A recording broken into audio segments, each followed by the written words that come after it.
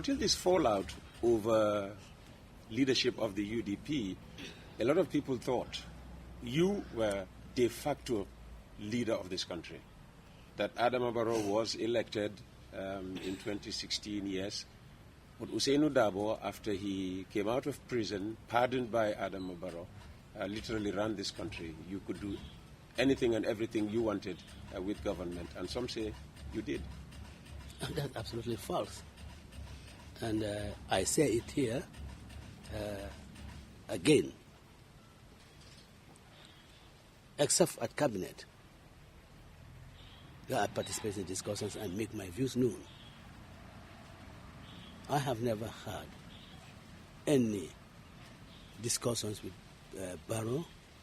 I've never put anything to Barrow that is fundamental in the running of this country. I've never happened.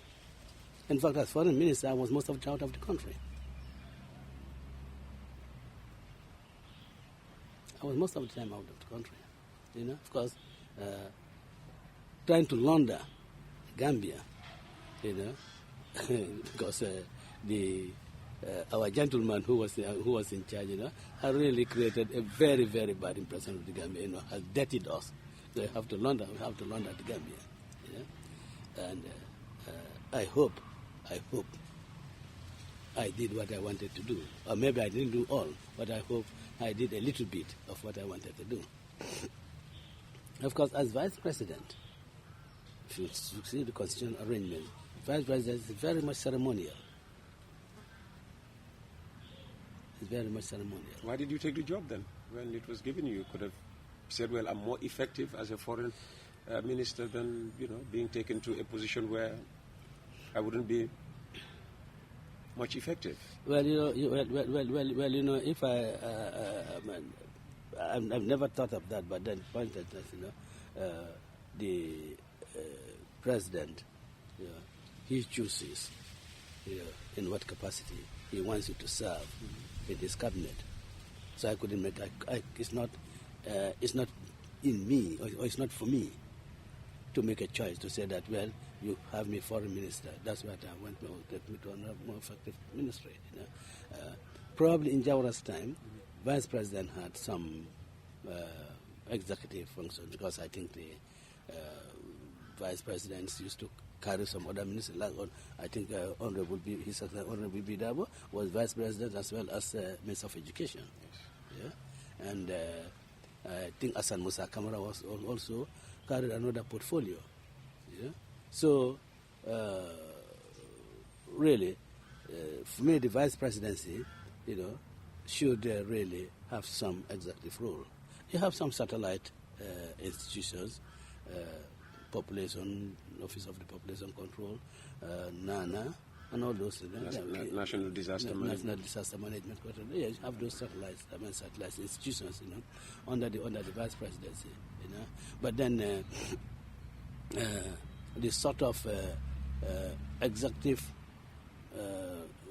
powers that one would think the vice president would have, that, for me, it was non-existent, and I didn't go out to grab it. There were occasions when the president was away, you know, I left for him to take decisions. You know, in this country, you would contact him wherever he was in the world. In fact, I'll contact him. I'll contact him on an issue. I would contact. I'll tell an issue on which I contacted him. You know? You see, the way I was reading the happenings on the political scene and utterances on the political scene, you know, I advised myself that you should be very careful. Otherwise, the allegations that you want to, you are power hungry, you want to do this, you want to do that, it's going to stick. So I made sure that I didn't do anything that would appear to be a presidential. That this that the president would take. I made sure that I didn't do that. Because I knew the forces that were working against me. I knew the destructive forces between us. And any such move, they will say, well, you see, we told you. You see this man, you see what he's doing? He's just too ambitious. He just wants to be president. That's why he's doing this.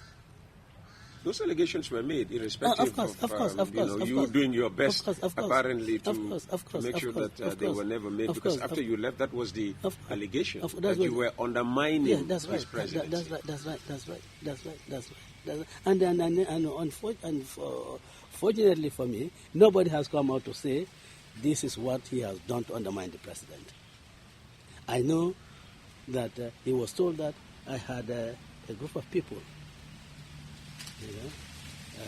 whom I'm propping up, who I want to rely on, and single out Sheriff Gomez as being part of the group. I'm happy that Sheriff Gomez, whom they thought was very much anti-UDP, anti-Barrow, I'm happy today he is doing good services with the security sector reform. I'm really happy about that. But then, he was one of the people pointed at to say, well, you see how much he's doing to undermine you. He has this man there. And I did tell the president that, of course, they should also have told you that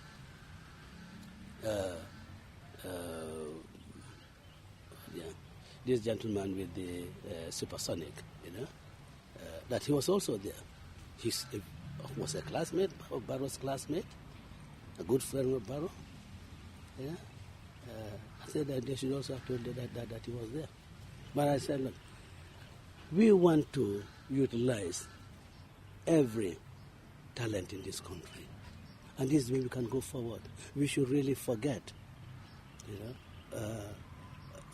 these differences of that politics. We can't, the active politicians, yes, but those people who were really doing service in other sectors, you cannot really sideline them when they have something to offer. You have to rein in all the talents and make the best use of them. That's what you have to, what you have to do. And this issue of me running the government, you see, the only, and I think that was even accidental, the only issue which I think is important that the president told me, that it was a decision he had already taken, but he was informed me, was the removal of the Secretary General, Mr. Darboe. Oh, Habib. I think it was on a Friday. I went to his office and on a matter of dealing, I think, with the security sector reform, and I left. After I left, then he sent the orderly to come and ask me to go back. I went back and said, well, VP, the Secretary General, I think I should tell you that the Secretary General, I'm relieving him of his position. He says his letter is to be delivered to him by the, I think the Chief of Protocol. So I said, but President, Your Excellency, tomorrow you're supposed to be traveling to China with the FOCAC, the head of your technical team, head of the civil service. If you remove him today and you go to China on the FOCAC, how do you expect that to function effectively? Who is going to lead the technical discussions? Who is going to lead the technical discussions? I think if you want to remove him, please, you can do so. But then, wait until you come back from China, and then you can do that.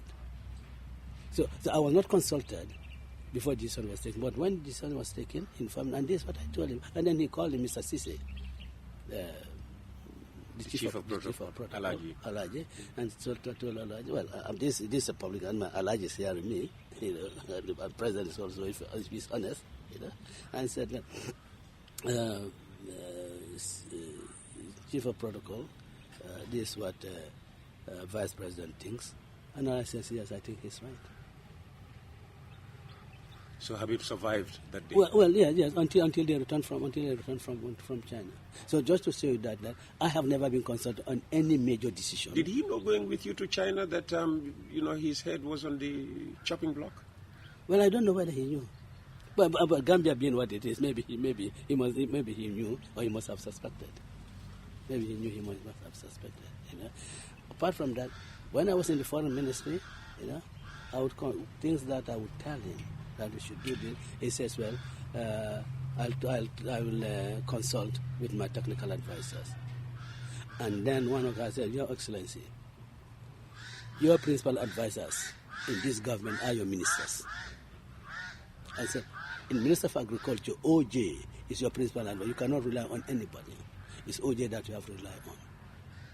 And in all other ministries, your ministers are your principal advisors. Of course, the technical team that was talking are the people who are really, dragging me away from UDP. Yeah, and of course they succeeded in dragging me away from UDP. But just to say that it is false. I have never been consulted on any major decision taken by Barrow whilst I was in government. The only decisions that I took part in were decisions that were taken at cabinet level.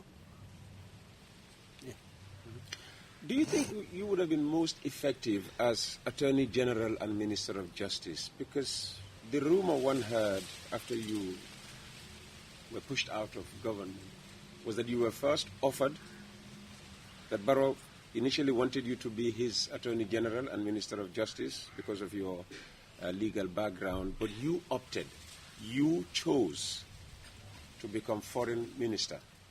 And the reason, again, based on allegations, is that you wanted to go out and connect with the diaspora and strengthen the UDP. That is, again, is false. Again, that is false. Yeah. Barrow, the offer he made, is vice president. That was the initial offer? Yes, that was the initial offer, vice president. You could have been his vice president yes, vice president. That was the offer he made. And I said, Your Excellency, thank you, but I am not qualified. And his face dropped. Honestly, his face dropped. What made you think you were not qualified?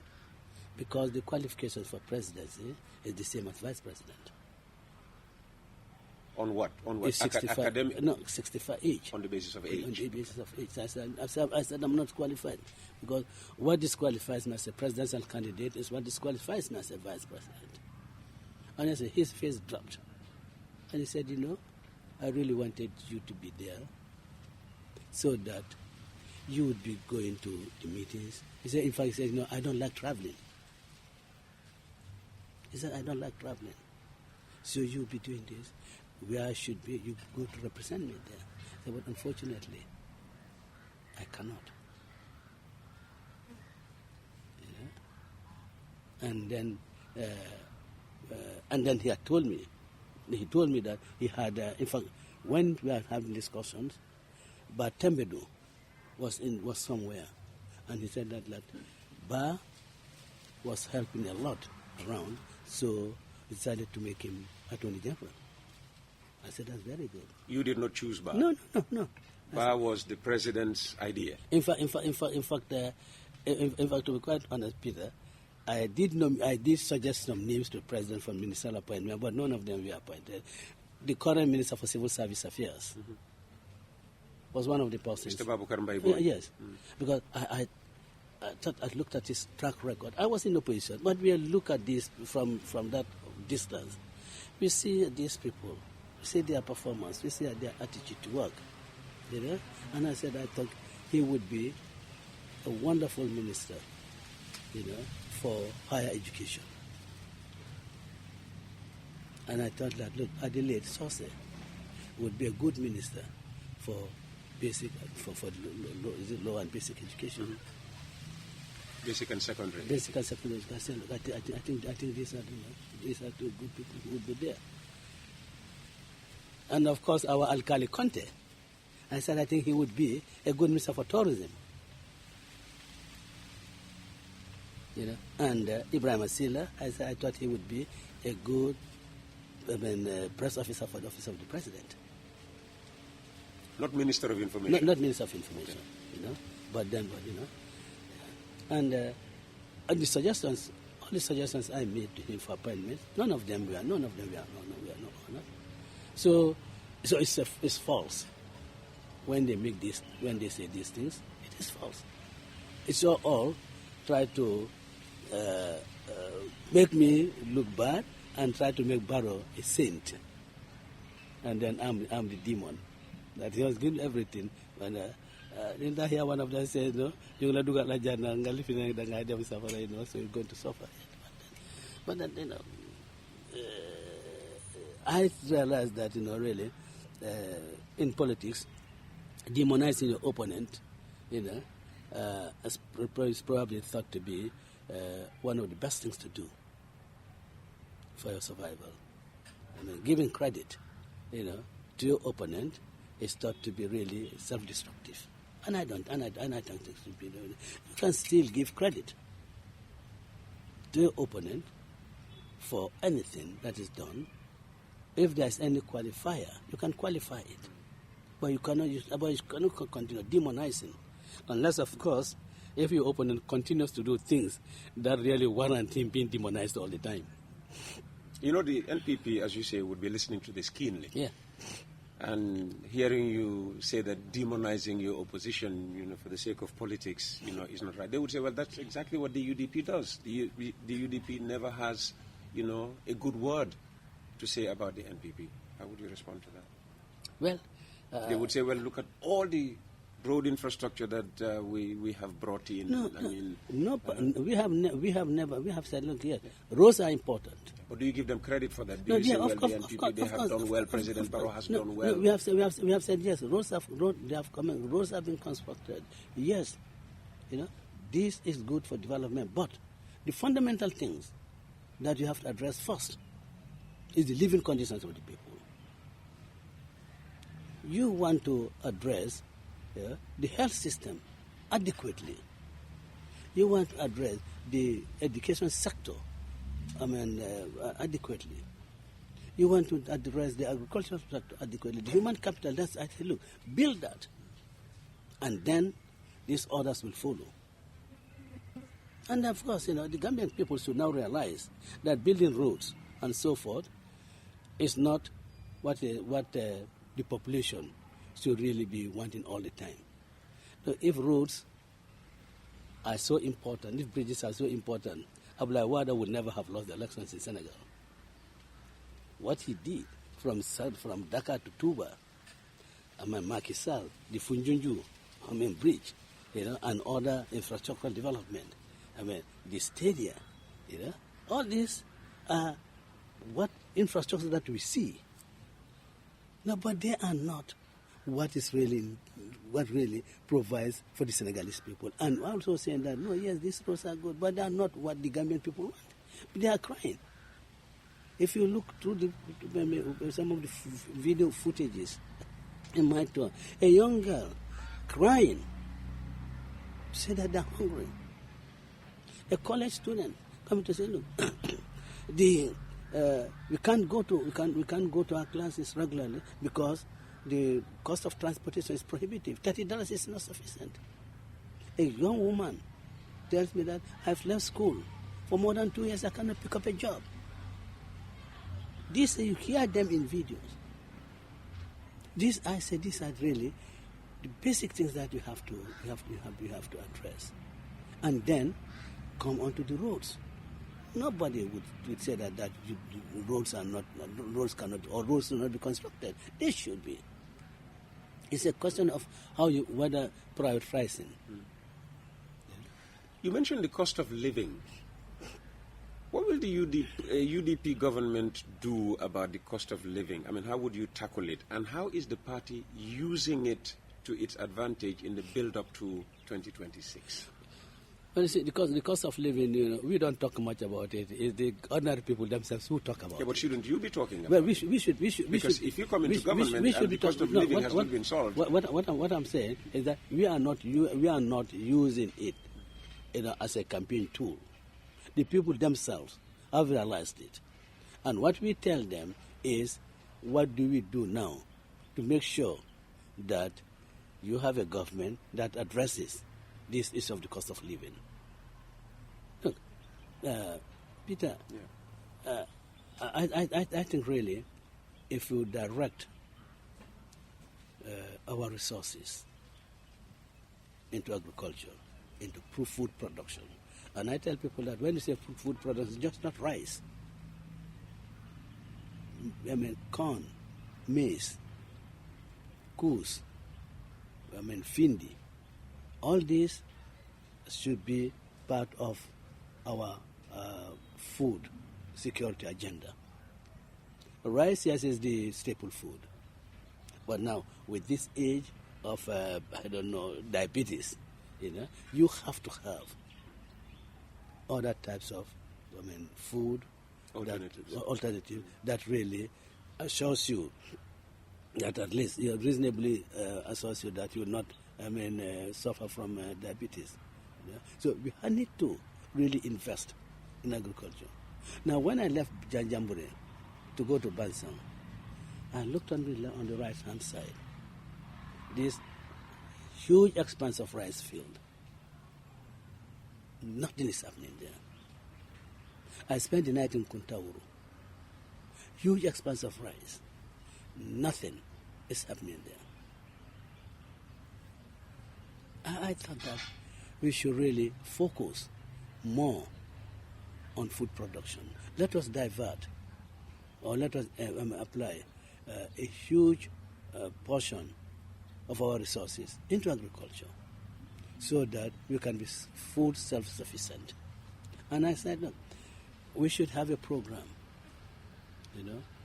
targeted production, so that every year you target a certain quantity of tonnage of rice, and you gradually, of course, measure it up to your imports, how much you import every year, so that in 5 years, maybe if you do so, in 5 years, you would have graduated to the level that you import every year.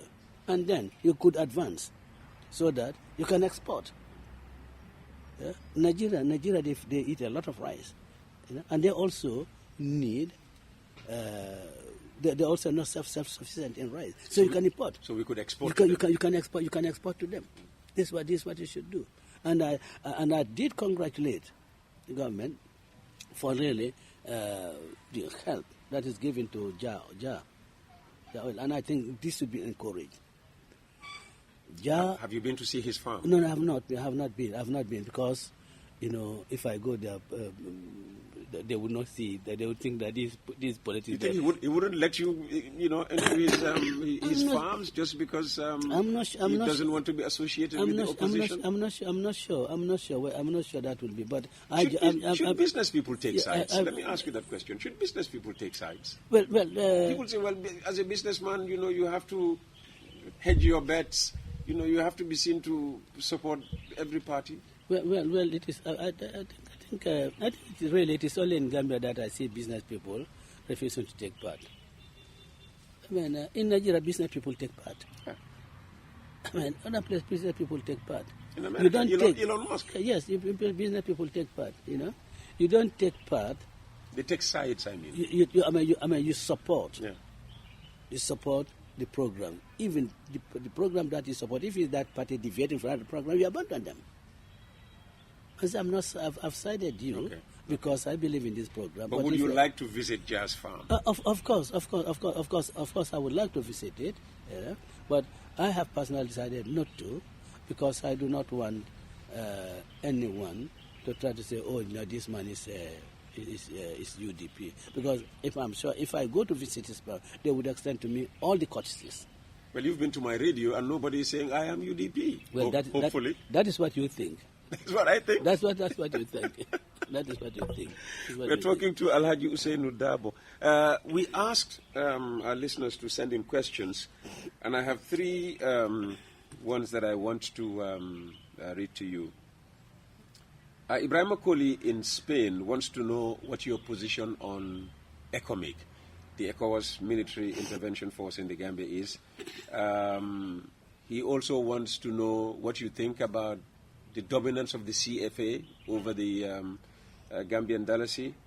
And last but not least, he wants you to know that he's never voted UDP, but in 2026, he swears he will vote UDP. Oh. Ibrahim Akoli in Spain. Well, Ibrahim, thank you very much for really guaranteeing me a vote in 2026. I thank you very much at that. You see, my view about the dominance of the Dalasi, the CFA against the Dalasi, is because of the weak state of our economy, the weak state of our currency.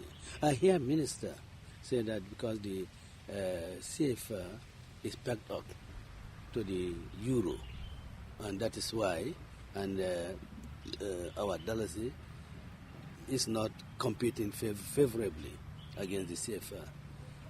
I agree that CFA is pegged to the euro. But you see, Peter, there was a time when CFA was pegged to the French franc, not euro, but to the French franc. Yes. And the Dalasi was doing very, very well. Yes. Yes. It is because of the lack of fiscal discipline, because of the wastages that we are getting in. That is why our currency is losing value every day against not only CFA but all other major currencies. And it is sad. It is one of the factors that contributes, to this high cost of living in the country. Because if a businessman, brings in consignment of rice, and at the time of the purchase of the rice of the consignment, the ratio of the dollar to Dalasi is 50. Now at the time of payment, it now goes to 52.